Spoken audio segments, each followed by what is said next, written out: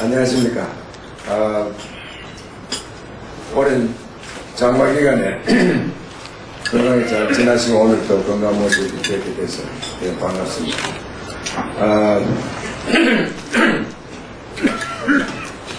보통 이 조찬에, 우리 조찬에 외국분들도 많이 거의 한 3분의 1 정도 외국분. 오늘 아침에는 외국분이 별로 많이 안 계신다면, 그러나 편의상 제가 영어로 진행을 하도록 하겠습니다.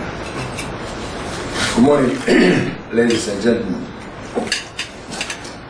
I suppose we can say that we live in the sea of various business terminologies or business jargons. One of the such terminologies we often hear is M&As, although many non-experts understand exactly what M&As are about. What are the merits and demerits of M&As from corporations' point of view, as well as public policy point of view. Even then, I suppose we have read recent media reports and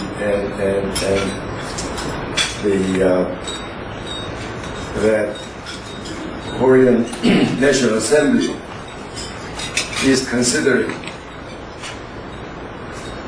legislating a law which would allow corporations to issue what is called golden shares.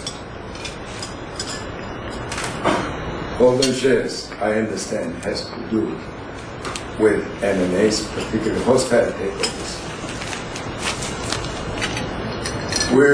I don't think many non-experts fully understand what are merits and again demerits of such instruments, particularly from the macroeconomic perspective, we really don't know whether they're desirable or not. And also, we would like to know what are the global practices, what are global standards in this regard. Well, this morning, we are very, very fortunate to have key leading authority in this regard who can enlighten us. The Professor Robert F. Bruner, who is currently the Dean and Distinguished Professor of Business Administration at the Darden Graduate School of Business Administration at the University of Virginia. I understand he has been teaching there since early 1980s. His research interest and teaching area mostly in corporate finance, particularly in this area of mergers and acquisitions. Recently, he published a book in 2004 titled Applied Mergers and Acquisitions. I understand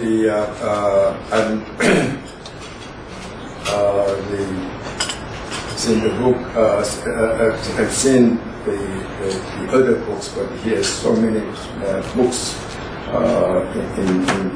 in regard to M&As and corporate finance in general. And he was cited by Business Week magazine as one of the, quote, masters of the MBA classroom. So apparently he's a very, very good teacher as well. He has published many articles in professional journals and, as I said, many books. Actually, I read, and some of you must have run into this article. Actually, the Wall Street Journal, Wednesday, June 28th, I was reading this article and then I found his name. It was quoted there many times. It's the front page story about variety of deals heralds an era of mega mergers. And he has been quoted many times in this article about this M&A. So, you know what kind of speaker we have this morning. With this, without no further ado, I would like to invite Dean Bruner to enlighten us on these issues. Join me in welcoming.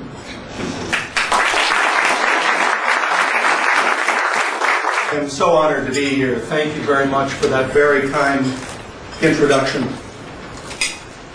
I particularly would like to thank Minister Sakom-Yo, Minister Wang Du-Yun, of course the Institute for Global Economics, and the Korea International Trade Association.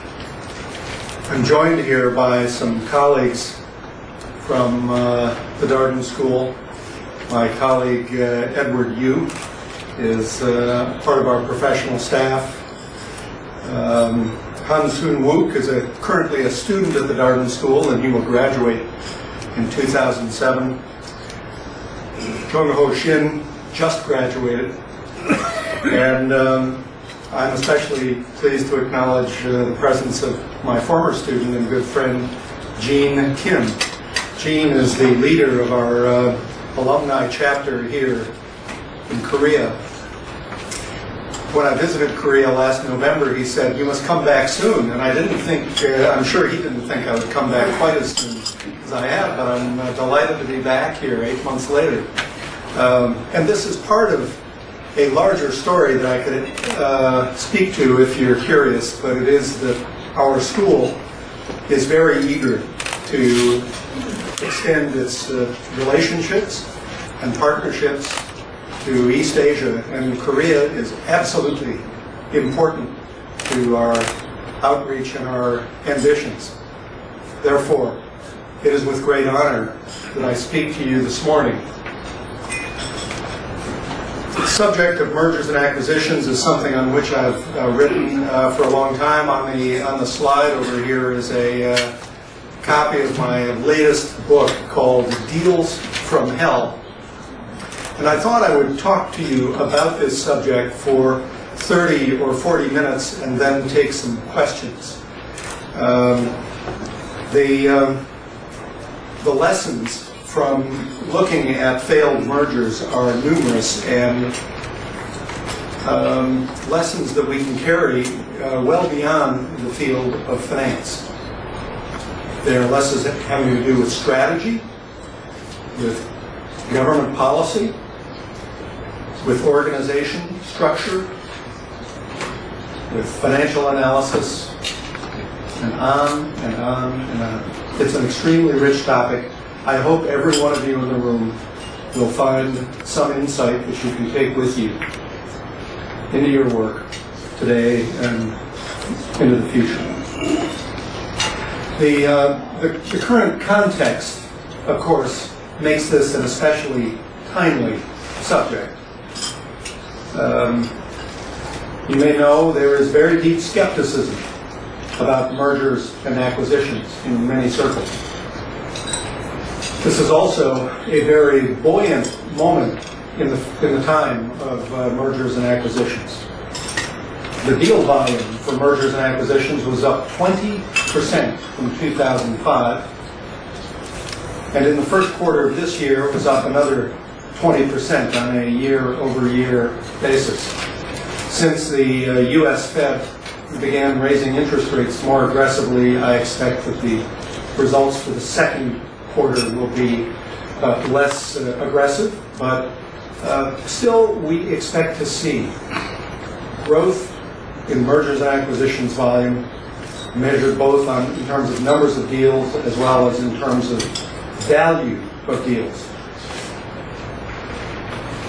I should tell you that if you want to develop a very critical way of thinking about mergers and acquisitions, you must understand the difference in how we measure deal volume. Numbers of deals give equal weight to all deals, whether they're large deals or small deals, whereas when you look at the value of deals, you are necessarily giving greater weight to the bigger deals. So what do you think has happened in the last year? We have seen the emergence of a few very large deals. The most stunning deal in the recent 10 days was the consummation of the acquisition of Arcelor by Mittal. You don't need very many of those deals to produce a dramatic spike, a dramatic increase in the value of M&A transactions each year. So what we're seeing at this phase of the M&A cycle, and it does follow a cycle, what we're seeing is the emergence of very large deals, which will tend to skew the statistics measured on a value basis. Of course, we know that no region is exempt from this increase in M&A activity. Asia, we will talk about some of the transactions that Asia, you know best. In Europe, we've seen a number of very dramatic new transactions announced, and Latin America. So we are, as a result, beginning to see the emergence of very strong protectionist sentiment as the different regions now begin to experience the entry of aggressive buyers from outside of their borders. Of course, this comes in the context of the general trend over the last 20 years for liberalization of trade and the opening up of markets. And the rules seem to be changing. There are new players. There are hedge funds and private equity funds. There are aggressive private individual investors. Who are these people? Isn't the presence of these people worrisome? And in the midst of it all, we see a few very prominent hostile transactions. Now, these raise many public policy concerns. You should know that the public policy concerns raised by M&A can fall into three broad categories. The first category has to do with the creation of monopolies and oligopolies, because mergers result in the concentration of industries. Viewed from a different perspective, however, the creation of these very powerful companies may have desirable public policy outcomes in the creation of national champions, companies who will compete very vigorously with other companies on the global stage. Europeans are experts at the creation of national champions, and I will tell you, however, that the record of national championship is quite mixed. It is no formula for national success. National champions get forced together, and it is not clear that they are necessarily stronger or more effective or more efficient as a result. The second big public policy area is, of course, dealing with efficiency.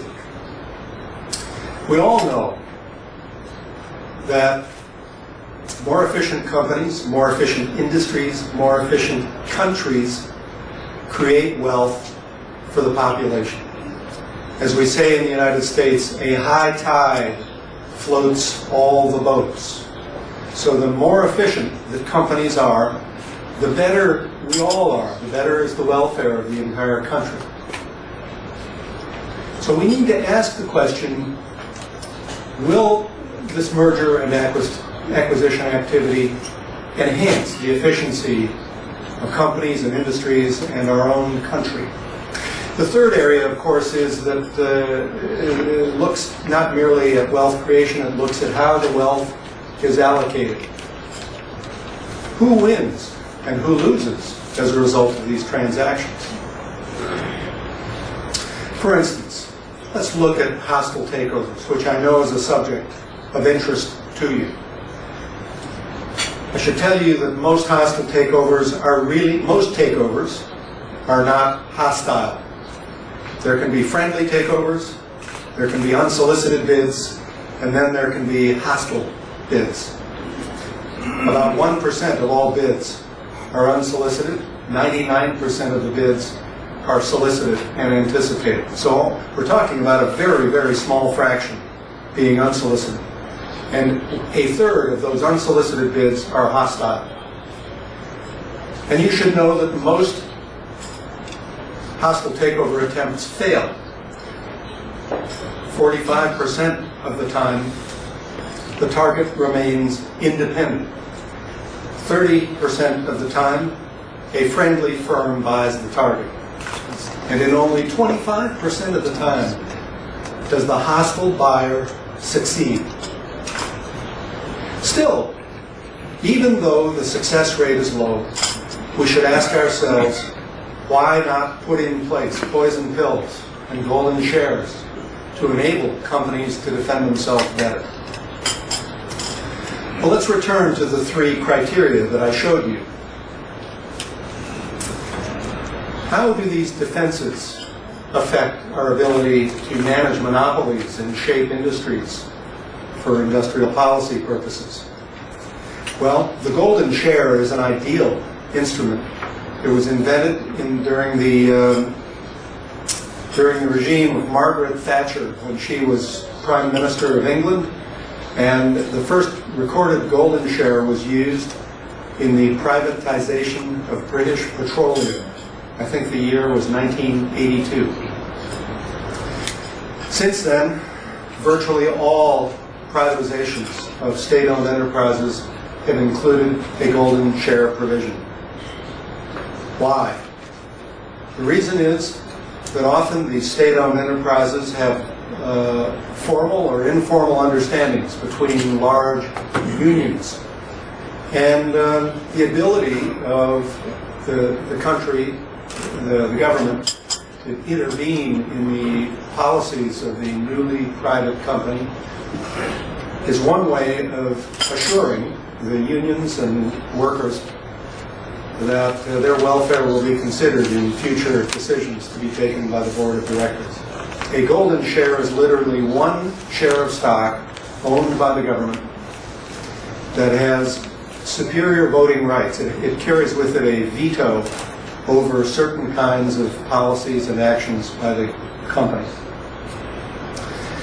My studies of the golden share tell me that these are very powerful instruments for shaping industrial policy. They are vehicles through which companies can be forced to do some things or forced not to do other things. I'll come back to that in a moment. The poison pill, if this is a new idea to you, the poison pill is merely a device that permits companies to flood the market with new shares if a hostile buyer begins to accumulate too many shares. So, for instance, if my company has a poison pill with a 10% trigger, if a hostile raider comes along and buys 10%, I can suddenly give shares away to the other 90% of the shareholders at a very, very low price. And this makes buying my company much, much more expensive to the raider than he or she may have thought to begin with. I have written a book on the poison pill. I've studied it at great length, and I will tell you that the poison pill is extraordinarily effective. It is what we say in the United States, a show-stopper. Show-stopper. It stops the attack perfectly.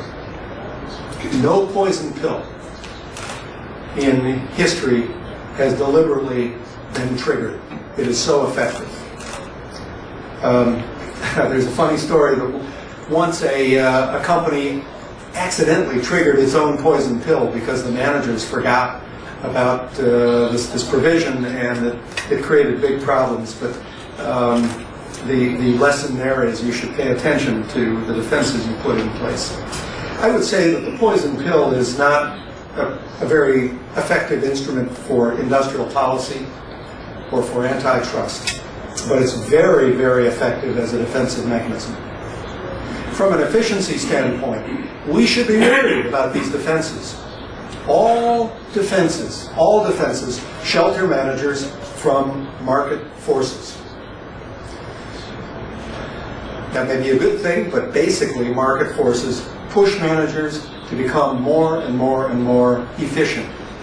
So we must ask ourselves, in the absence of these forces, these pressures on management, will management be as efficient on its own as they would be if these defenses were not in place? Finally, from a welfare standpoint, these defenses are highly questionable. My research has shown that all defenses are costly. None of them are free. This is a common misconception. It's a great error to think that takeover defenses are free.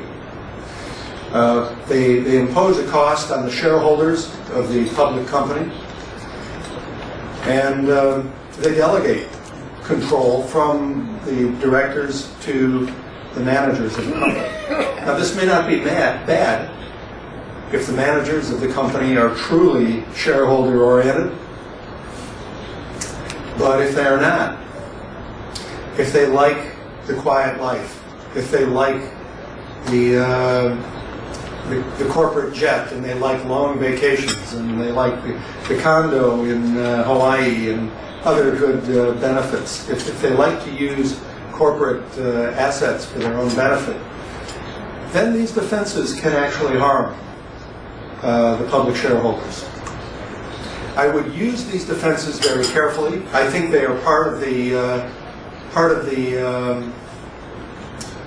toolkit available to managers and investors, but I would be reluctant to recommend that all companies in Korea adopt these kinds of defenses. I think the directors of these companies should think very, very carefully about implementing them. You should know that in the United States we are now seeing a retreat from companies adopting these defenses. The poison pill is frequently a subject of controversy at annual meetings of large American corporations because investors don't like them.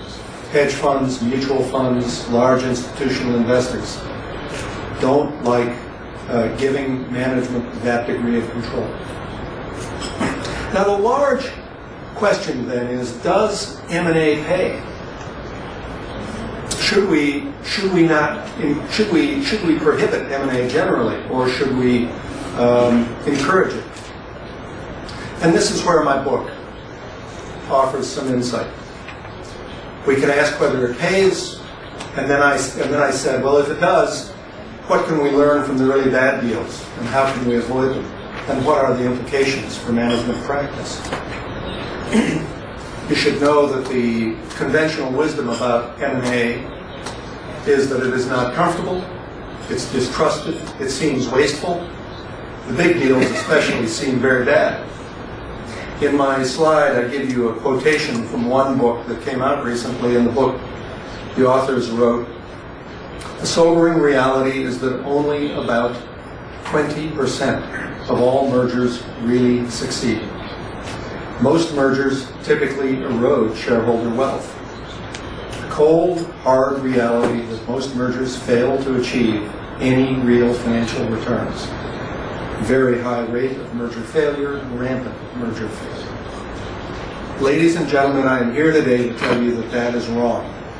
That is conventional thinking around the world, but it's wrong. The research is quite inconsistent with this conventional view.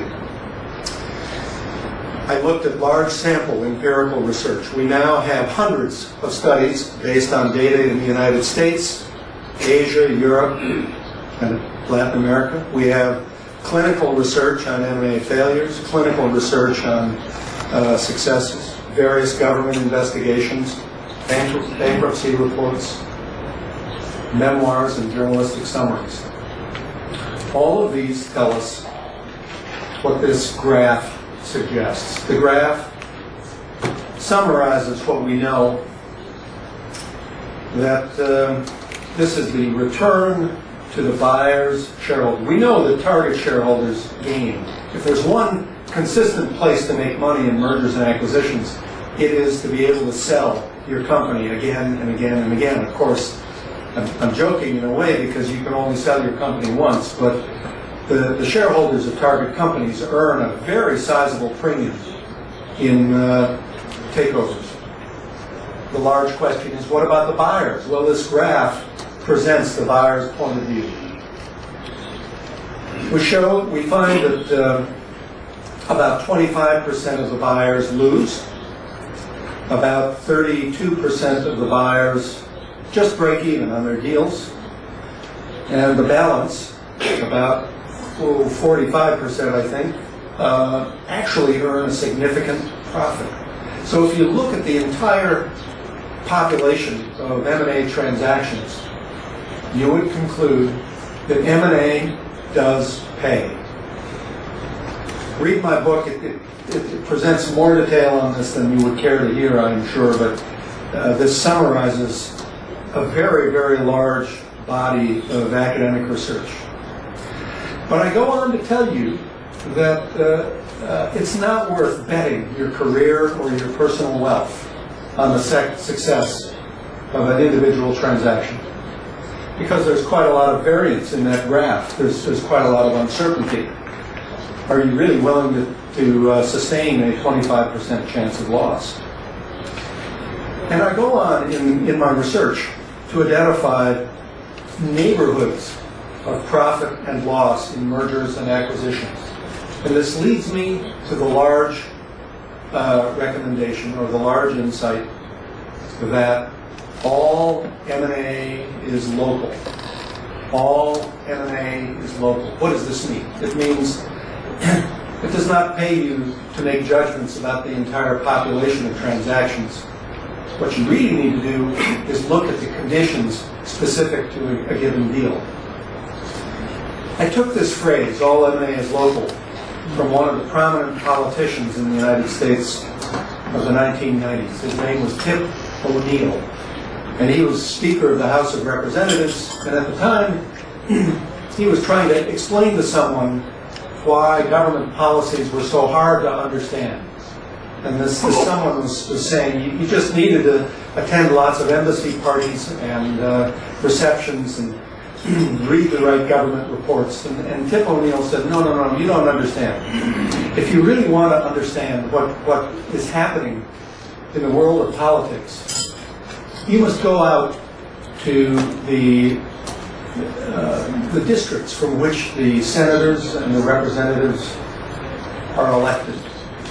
You must talk to people in the school boards and the town halls and the police precincts, and that you would get a much more accurate view of the political forces at work in the environment than you would get by talking to people within the national capital itself. So Tip O'Neill said, all politics is local. If you understand the local forces, you can really understand the national forces. My message to you is that all M&A is local. If you want to understand what's going on in mergers and acquisitions, look at the subdivisions, look at the neighborhoods, as I call them. This graph, or this slide, may be too small for you to read in the back, but it makes a general point. Over hundreds of studies, we have identified neighborhoods where M&A consistently does pay, and other neighborhoods where M&A consistently destroys value. The column of words on the left consists of neighborhoods where value is created. The column on the right is neighborhoods where value is destroyed. There are 18 dimensions here. And if you look at the bullet points very carefully, you will see that they are ends of an extreme. They are polar conditions. I won't read all of these to you, but I will just say that I'm sure these will appeal to your intuition. To take an example, the third bullet point down says that if you buy businesses in related industries, you will do better than if you buy businesses in industries that are unrelated. This is one of the core findings of merger and acquisition research. It tells us that if you know what you're doing, you will probably succeed. But if you diversify outside of your area of expertise, you stand a much higher risk of failure. We have another example of cold versus hot M&A markets. If you buy companies in cold markets, times when the M&A activity is low and the prices are low, you'll tend to do better deals. You'll tend to make more money than when the market is hot, when people are paying very high prices and there's lots of competition. We see an example of paying with earnouts is consistently associated with creating value for you as a buyer versus paying completely up front. The more you can spread out the payments according to some formula, the better off you will be. My point is merely that the field of M&A is fraught with areas of success and areas of failure. As part of my book, I studied, you may know that the whole population of mergers conforms to a bell curve. If you look at the returns, most of the returns from merger are clustered around 0 or slightly positive. I said, what about the returns in the extremes, the very best and the very worst deals? My study showed that the very best deals were deals characterized by strategic relatedness, by cooler market conditions, and deals where the buyer was strong, where the buyer actually brought something to the party. The worst deals were just the opposite. Low strategic relatedness, market conditions were hot, and where the target was strong and the buyer was weak. This third dimension, strength, is a very interesting one. It basically says that if you bring something to the transaction, the odds are it will go well for you. If you are, however, acquiring companies out of weakness, the odds are you're going to make a mistake. You know, there's been quite a lot of discussion in all the major markets about the very biggest deals. I mentioned Mittal buying Arcelor. Are these good or are these bad? And the perception is that most of the biggest deals are bad, and I think this reflects our preoccupation with political power. The big companies tend to have too much political power, and the big deals are done for the sake of that power rather than for economic purposes. I looked into this as well, and I found that large deals tend to coincide with hot market conditions, conditions when stock was used as a form of payment. So I used an econometric technique to control for these for the form of payment, and I found indeed that size really is not a driver of returns at all. It's entirely due to the market conditions and the use of the form of payment. My message to you in this slide, again, those of you who have an interest in public policy, is that size should not scare you. Size, large transactions should not scare you. Size in itself is not the same as efficiency. We should be promoting mergers and acquisitions, again, from the standpoint of general welfare. We should be promoting these transactions to promote efficiency in our economies. Of course, hot markets are very much a concern these days, given what I was telling you about the volume of M&A transactions. Companies tend to overpay, they experience negative returns, and they become the workshops for big failures.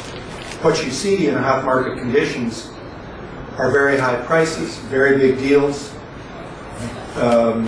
naive and inexperienced buyers entering the market.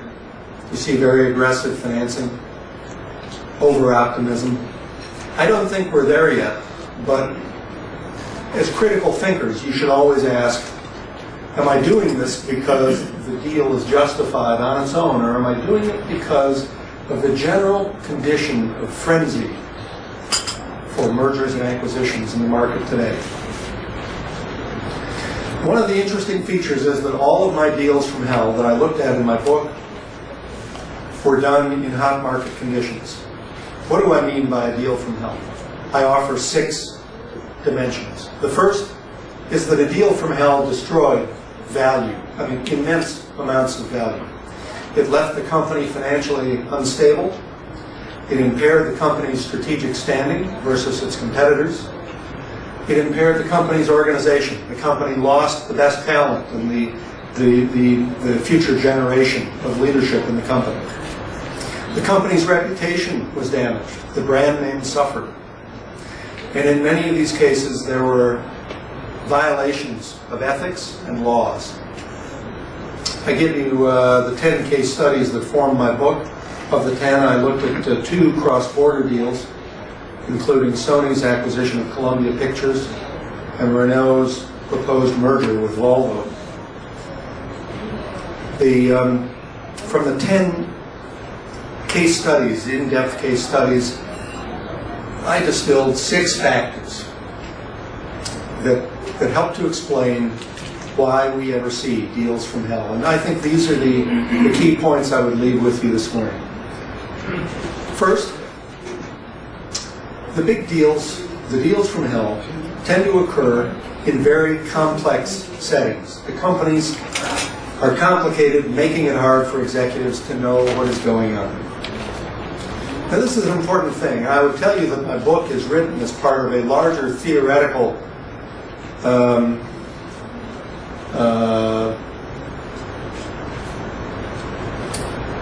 approach called complexity theory.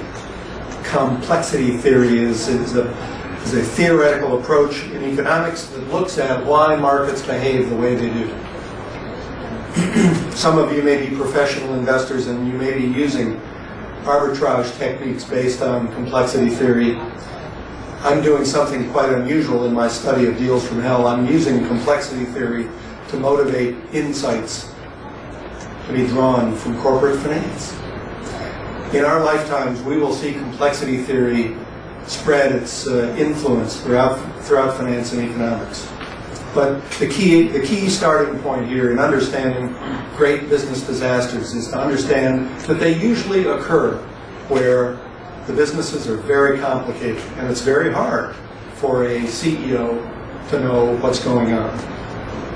Second, within the company, there are a few firewalls, or buffers, or shock absorbers.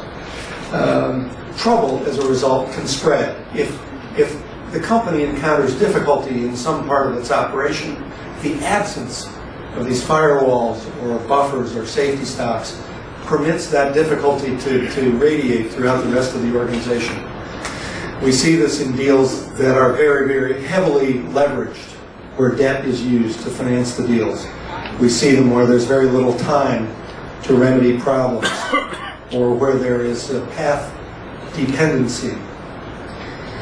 Third, management in all of these deals from hell made some kinds of decisions that elevated the risk exposure of the company. An example of this was in Quaker Oats' acquisition of Snapple. The company chose to abrogate contracts with suppliers and distributors in an effort to promote greater efficiency, but they did it without having an alternative plan in place. And this led to extraordinary turmoil within the company that ultimately brought the management and the entire company down. Fourth, there's a way of thinking. Bad thinking is pervasive in the worst disasters. I think of this, I call this cognitive biases. This refers to the psychological studies of business that we see today. Cognitive biases are things like over-optimism, deal frenzy, the desire to get the deal done at any cost. Fifth, things don't go as planned. So you have a very complicated company with very few safety buffers. Management does things that raises risk. Management is over-optimistic to begin with, and then trouble breaks out. In one merger, a merger of two major railroads, there was an extraordinarily bad snowstorm that shut down the system for 3 weeks and prevented the company from generating revenues.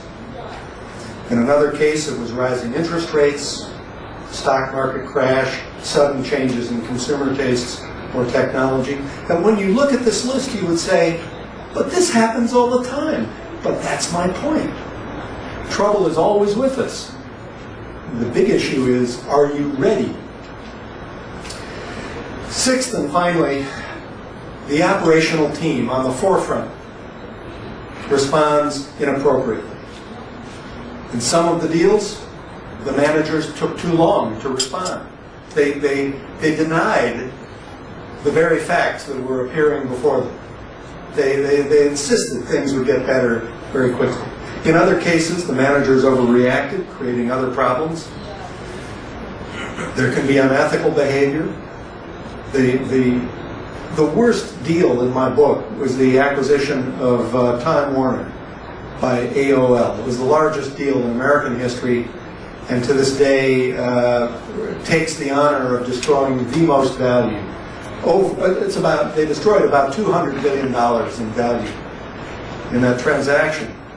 And the unethical behavior that emerged in that deal was that as they discovered the deal was in trouble, managers began to invent transactions between the two companies that would generate revenues for both companies. But this was just an intercompany transfer. And in effect, they were defrauding investors in their attempt to make things look better than they actually were. Of course, when things began to break down, people began to fight, operating rivalries reemerge, cultural differences or misunderstandings appear. So what do we take from this? My argument to you is that these massive disasters result from a perfect storm of factors. These 6 factors come together. Look out. So you must be storm spotters. You must be very carefully attuned to what's happening in the two companies. Rarely are any two mergers alike, so no two perfect storms are alike. You need to become good at recognizing the conditions of failure. Second, you need to attack the system of failure. It's the convergence of these 6 factors. If you can prevent these 6 factors from coming together to form the perfect storm, you can probably prevent the disastrous outcome. Here in my book, I talk about, I borrow a concept from the field of manufacturing safety. It's a concept called the high reliability organization. Such organizations exist where there is danger to human life, and the best of these organizations show 4 characteristics. A preoccupation with failure. They know failure is nearby, so they're very, very attentive. Second, they show a continuous sensitivity. They're very good at monitoring conditions. Third, they show a commitment to the resilience of response. So they don't try to use the same method of responding to the problem today that they used yesterday. They're very, very adaptable to new conditions. And finally, they let the people on the front lines make decisions to fight the problems, rather than waiting for permission to come from up above and come back down in the organization. My advice to all business groups and government groups and labor groups and the like is M&A is a good thing. Mergers and acquisitions are good. We should encourage them in our economy. They are a method of industrial renewal and transformation. But you need to be very careful as you promote these transactions. M&A does pay. Contrary to the conventional thinking, M&A does pay. But, as my book shows, you can get into trouble. A good strategy knows that all M&A is local. You must choose the right neighborhoods. Choose them very carefully. And you must choose to manage the mergers very carefully to prevent the perfect storm. I close with a thought that my book gives an example of where a research university can make a good difference in professional life. Here I am, a professor. At one point in my career, I was a banker. I did help finance some transactions, so I've seen them up close. But really, it's fair to ask, what can a professor or what can a university say that can help the world of practice be better? And here the answer is that scholars can bring a fresh perspective, a critical point of view for examining conventional wisdom. We bring rigorous methods of assessment. We help to synthesize across many kinds of evidence. And from that we induce new ideas or practices. So my message to you today is really covering many points: mergers, acquisitions, the role of research universities, defenses. I hope these have given each and every one of you something you can take with you into your work. But I thank you for the honor to speak with you this morning.